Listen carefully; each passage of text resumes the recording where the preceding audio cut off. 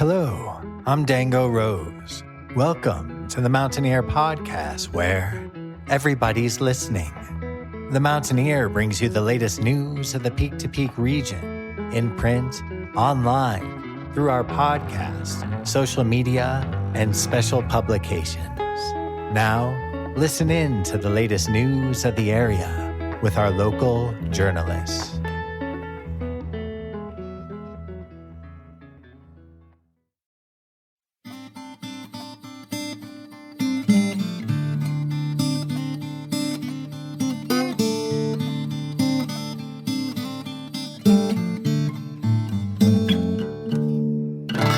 Welcome back to the Mountaineer Podcast, where everybody's listening. I'm Cynthia Davis. And I'm Art DeVitalis. This week, we talked to Elektra Greer and Rick Rudstrom of the Nederland Library. You'll also hear part 2 of the interview with Rob Gordon by Dango Rose. Rob is of United Interest and formerly of EMI. We also hear from local artist Heather Taylor. She remains inspired and productive through the pandemic and advises other artists on how to do the same.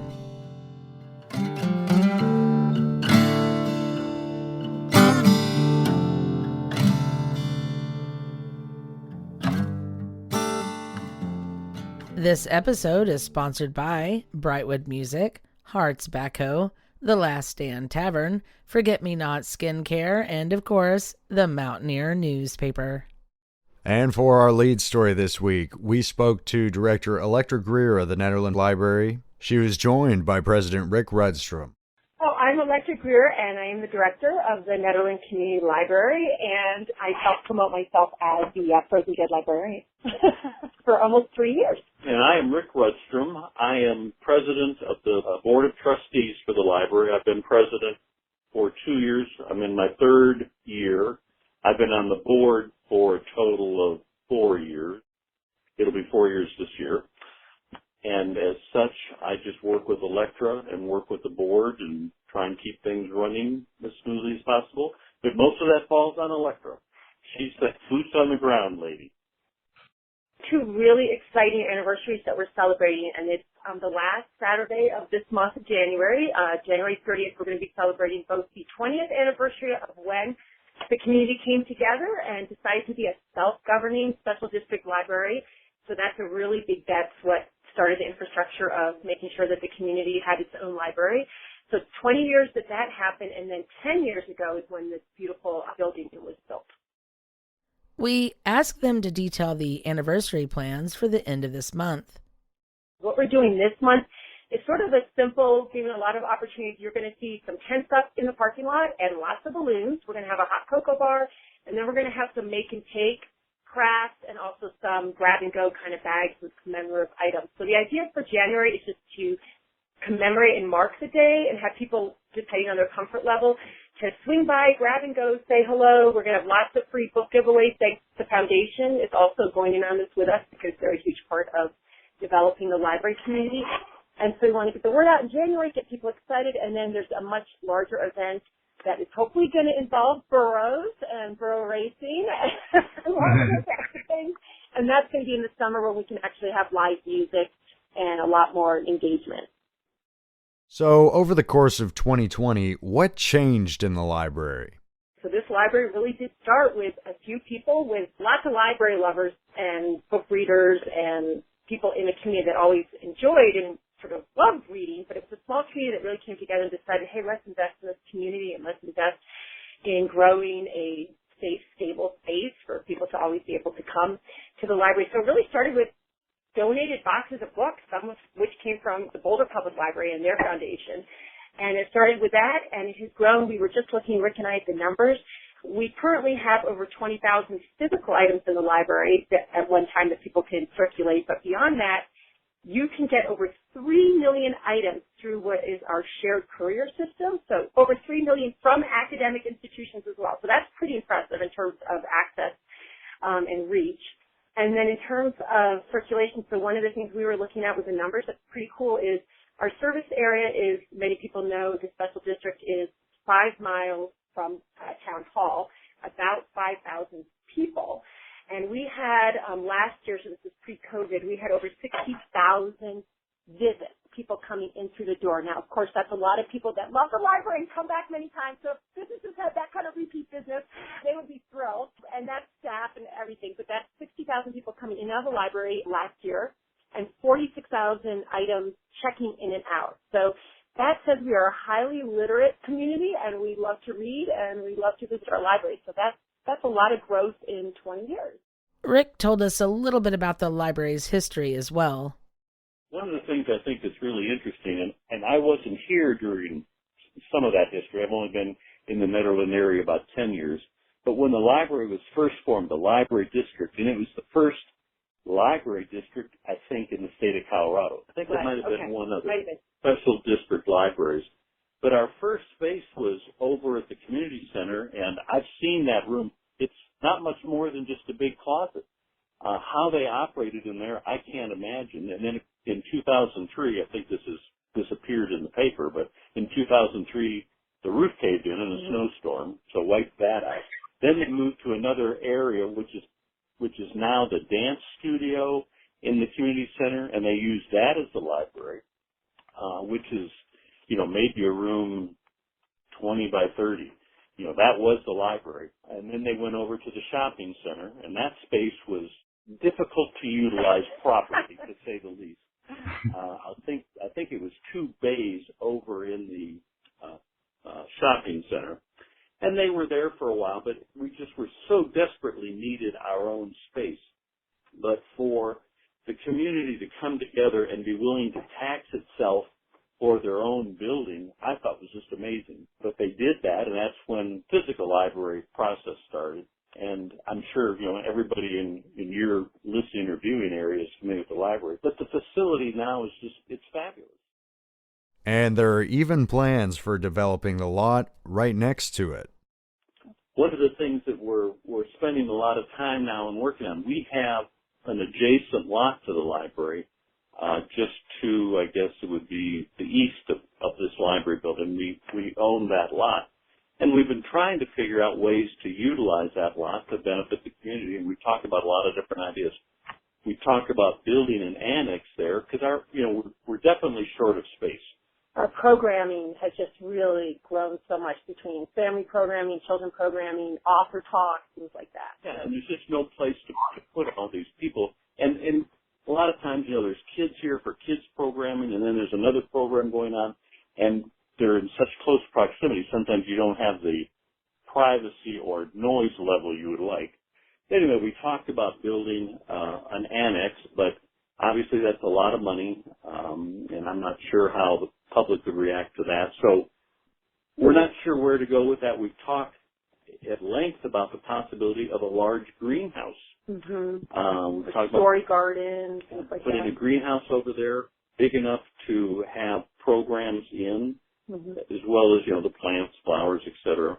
That's a possibility. We're thinking very seriously about that, but we want to utilize that space in a way that benefits the community. Right, and make sure that we engage. That's kind of our call to action over the next couple of years is, as the whole peak region is growing and expanding, what are ways that we can be sure that we respond to that that's going to be supportive.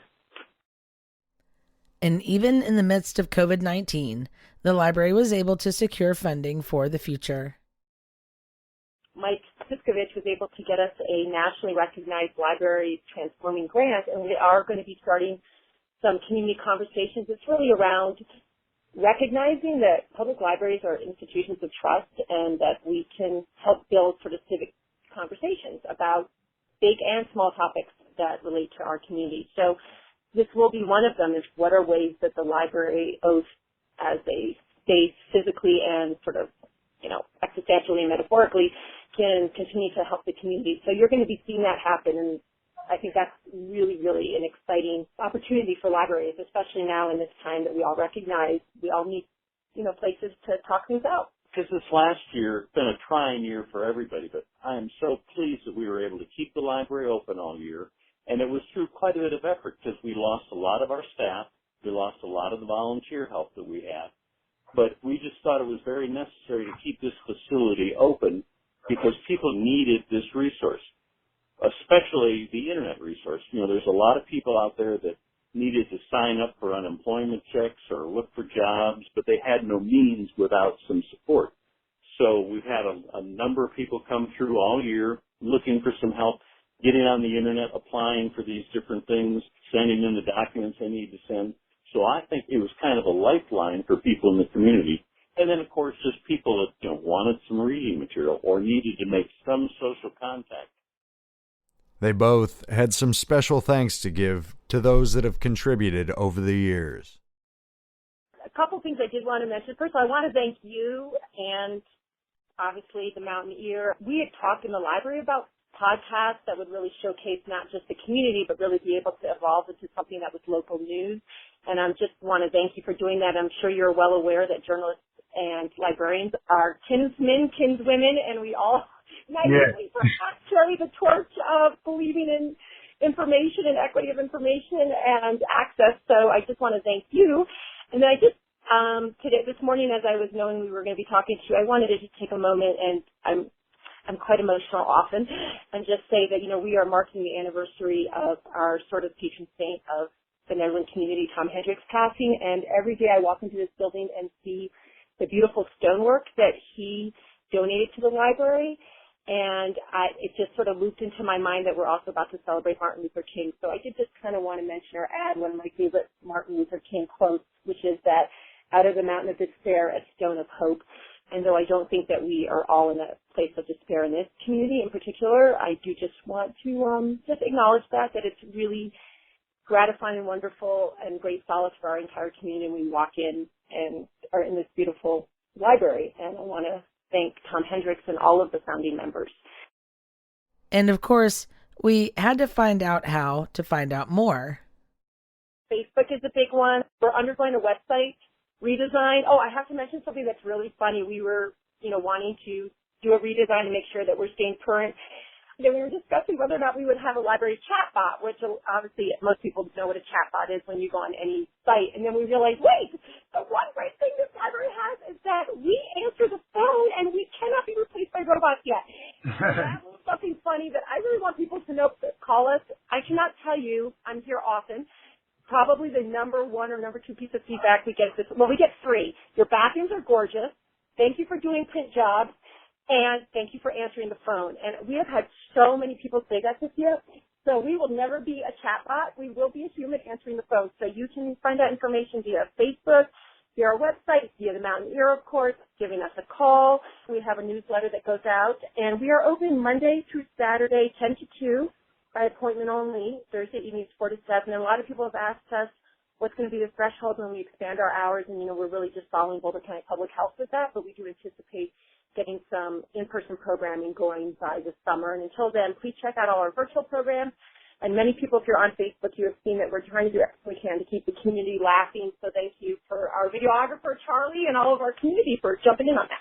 Thanks, Elektra and Rick, for the wealth of information and what you do for the community. To the news desk. The Peak to Peak Healthy Communities Project and the Mountain Ear are pleased to announce the return of the Community Champion Awards. Right now, we are looking for sponsors for the awards. Being a sponsor includes your business name on all media related to the awards. This can be done through donation to PPHCP or by offering a gift certificate to a local Peak to Peak restaurant to celebrate our champions. This is an award to recognize the champions of our Peak to Peak communities. In February, we'll release the process of how to nominate your favorite champion for this community recognition. If you or your business is interested in being a sponsor, please email publisher1977@gmail.com.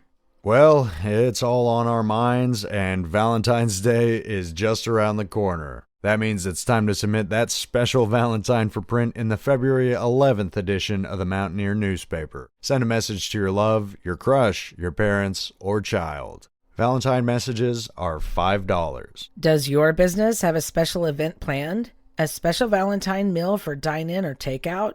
Do you offer gifts to celebrate the holiday? Submit your advertisement to be included in all print and online editions between now and Valentine's Day.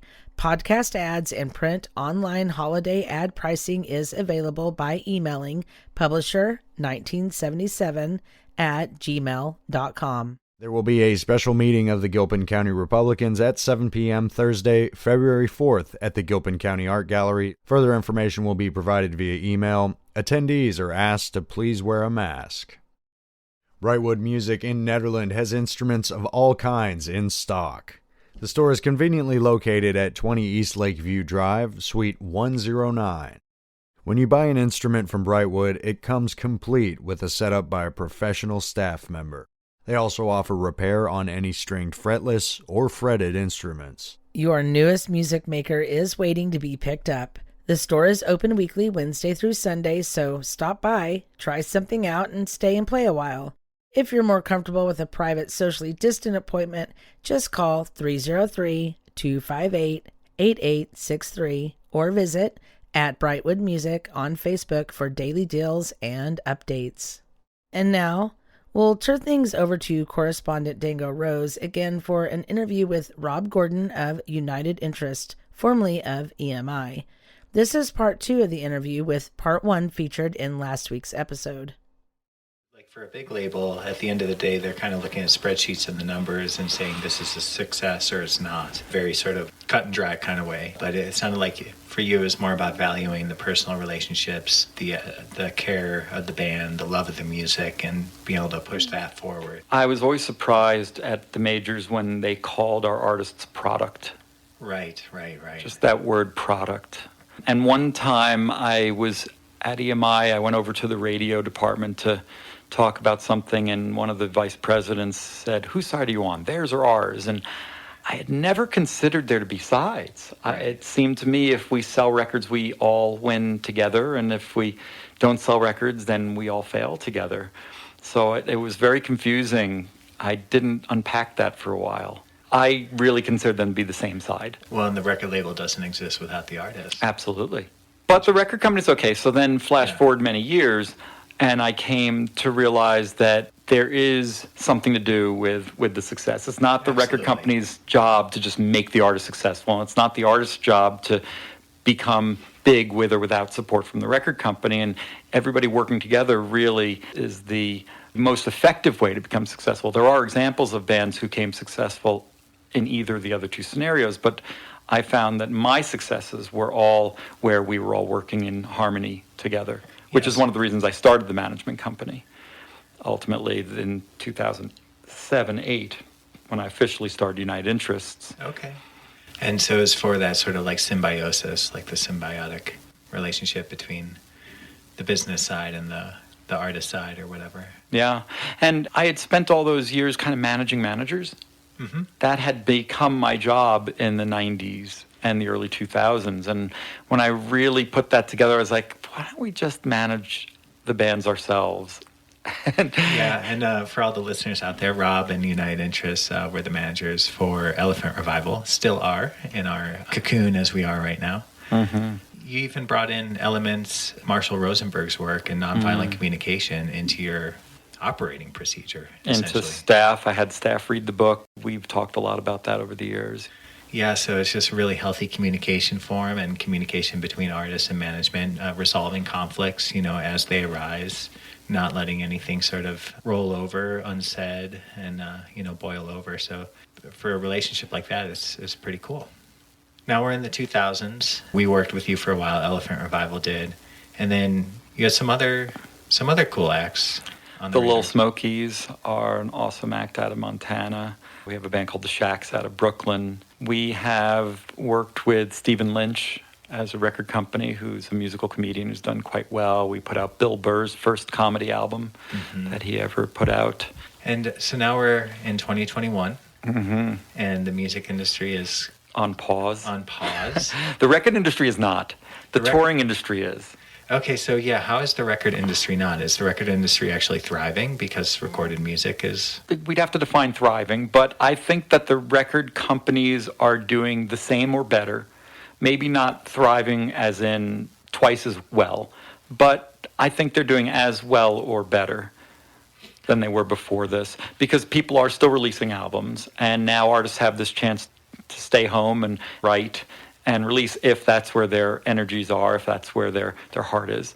Music is so important to people, and Spotify and Apple Music make all songs available to all people for this single subscription cost.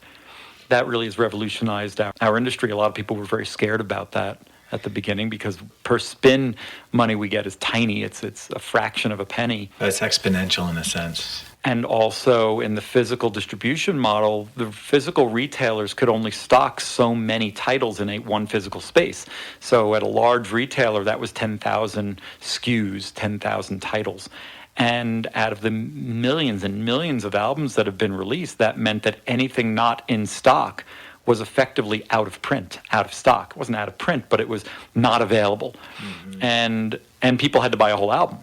So if they want to hear a song, they can go on Spotify and hear that song. And now that record companies have uploaded all their catalogs, hopefully all their catalogs, that means that, quote unquote, forever, all of the catalogs of the world are available to listen to, whether it's one person a month listening or millions of people a month. When I poke around Spotify, and any of you can do this, you can just go do an artist search. On the computer version is a little easier to see it than the phone version because there's a little more information. But you see the monthly listeners, and you see the top 10 songs, and you see the number of listens that each song has gotten. And when you look at some pretty obscure artists or artists who were popular 20, 30, 40, 50 years ago, and you see how much play they're getting. When you look at classical musicians, it totally surprises me. If you look at any of the big classical artists, and I'm not just talking about Bach and Beethoven, but Debussy or Mussorgsky, or, you pick any of these, and they're at 1 million to 3-4 million monthly listeners. And with that in mind, like when I'm doing some writing in the morning, I'll put on one of those playlists that will be classical or piano music, and I'm not even sure who I'm listening to, but I'm cycling through it like 4 or 5 days a week. You push the heart button on ones that catch your interest, and then there it is. Yeah. And to put 1 million or 3 million monthly listeners into perspective, that could equate to a band who sells out a 2,000 to 8,000, 9,000, 10,000 seat venue every night. So to think that Bach or Debussy could be selling tickets, 5,000 to 10,000 tickets a night all around the United States this many years after their death is a really awesome thought. If the musicians aren't getting paid at all, then there's something wrong with their record deal. Yeah. Musicians might not be making a lot of money, but that's always been the case.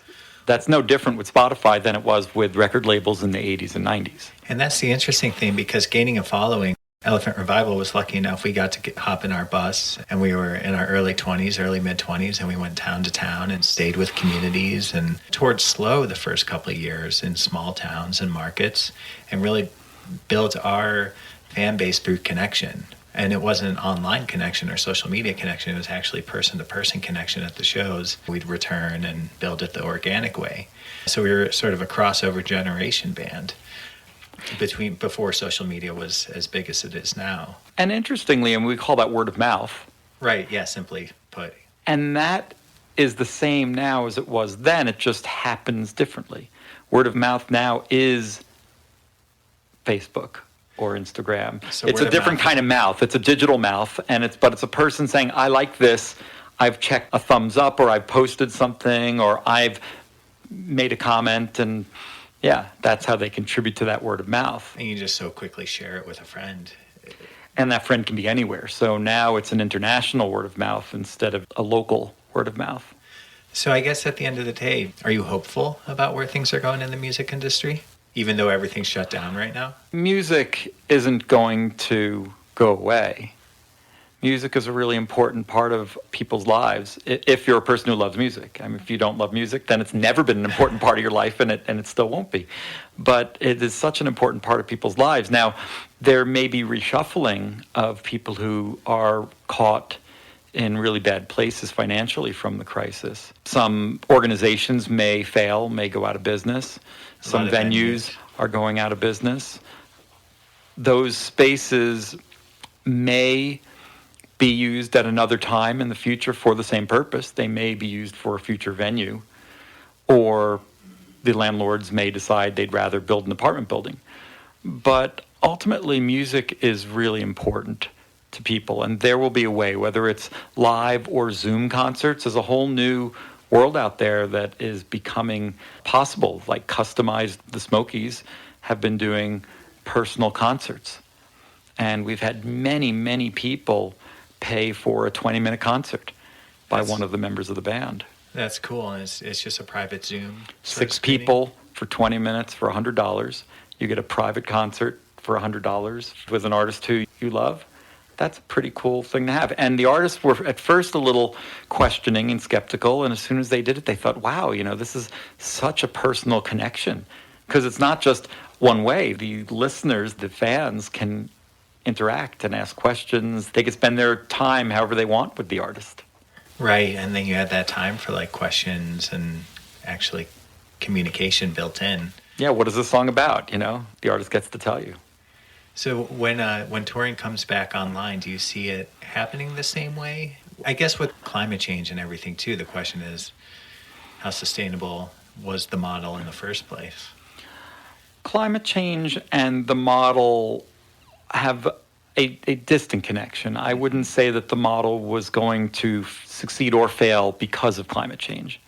Concerts will come back in a similar fashion as soon as all the cities and states can agree to open up to maximum capacities again. The style of touring has so much momentum. It's been around for so long, and so many people made their living that way, whether it was the bands, the crew, the venues, the vendors in the venues, the booking agents, the managers. So many people participated in that touring sphere that it's going to be very natural to just pick up and try to pick up where we left off. Someone's going to come up with new ideas. There's always a new idea. At one point, Facebook was a new idea. At one point, email was a new idea. Mm-hmm. So there will be a new idea here. And maybe, I love the idea of our artists, maybe Elephant Revival will do this, do a concert here in the studio a few times a year and just do a Venmo or a donation-based concert once in a while, virtually to the world, instead of having to go to an actual venue. And so on the receiving end, what's it like receiving the show if you're watching the Smokies or something on a virtual show as compared to a live show? For me, I way prefer the live environment. I like to be around people. I like the pressure of the music on my body. I like the ambience of the venue, the light show. The sonics are different through speakers in a venue than they are through speakers in your ears or on a table. So, but I think there could be some really creative ways to make a virtual show unique as VR improves and becomes easier to use. Maybe a VR show of a band in a virtual way. ER Elephant Revival was the first band at Red Rocks to ever be filmed in virtual reality. We never got the opportunity to release that, unfortunately, but it's in the vault, so maybe one day. We should check it out sometime. Yeah, the 2016 and 2017 shows. Thank you, Rob and Dango, for the compelling discussion about the music industry, the past, and where we are now. For this next segment, we talk art with Heather Taylor. She shares with us how her work has developed over the past decade since moving to the mountains. Definitely pop fantasy with kind of East Coast graffiti influence.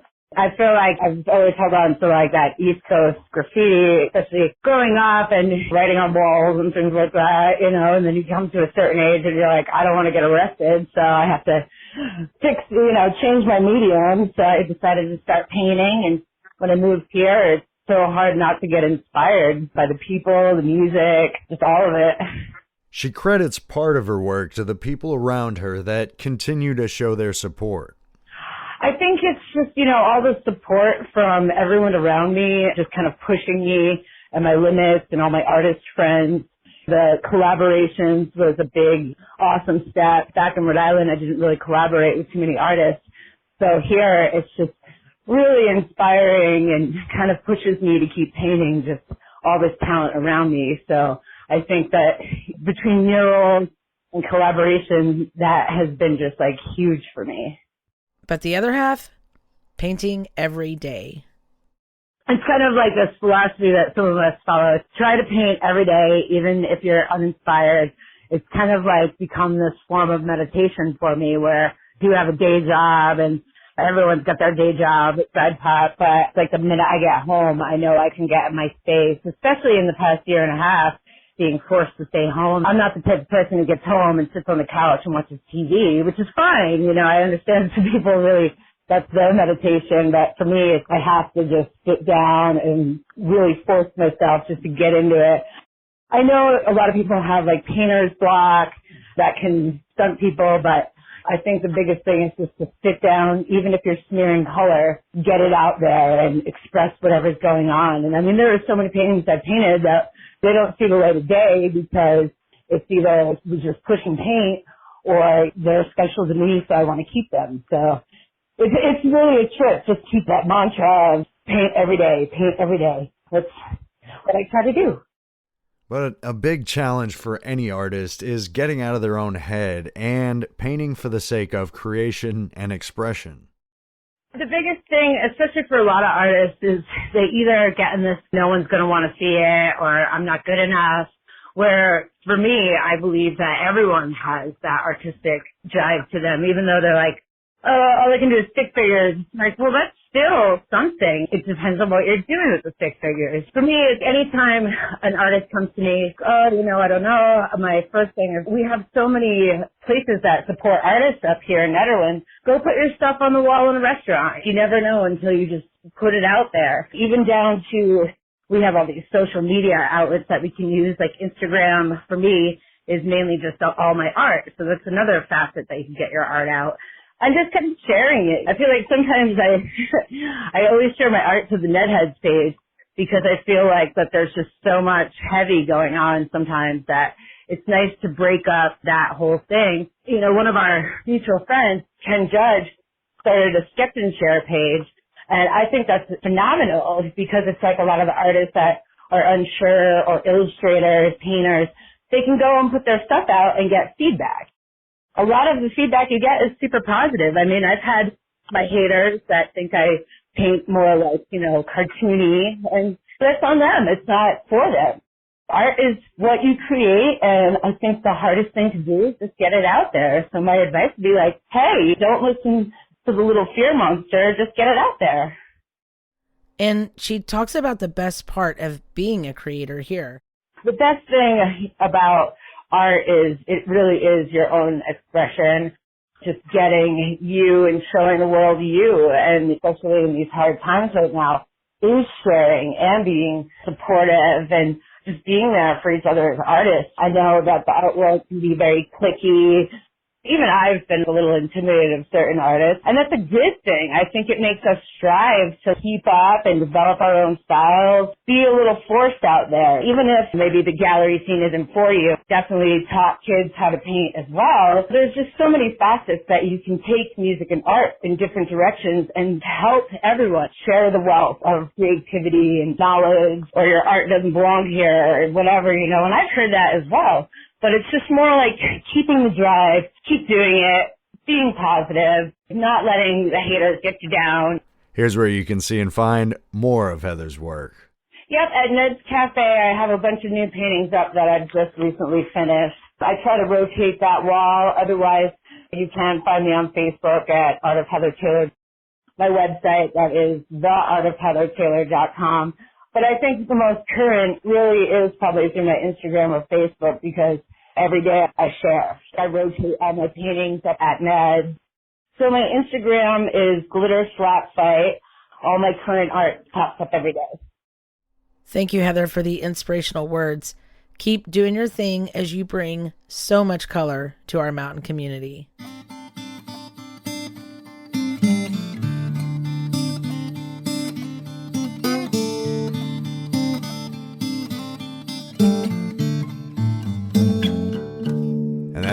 For this episode of the Mountaineer Podcast. Pick up this week's edition of the Mountaineer in print and go online to www.themtnear.com to catch up on more local news. I'm Cynthia Davis. And I'm Art DeVitalis. Until next time, thank you for for listening.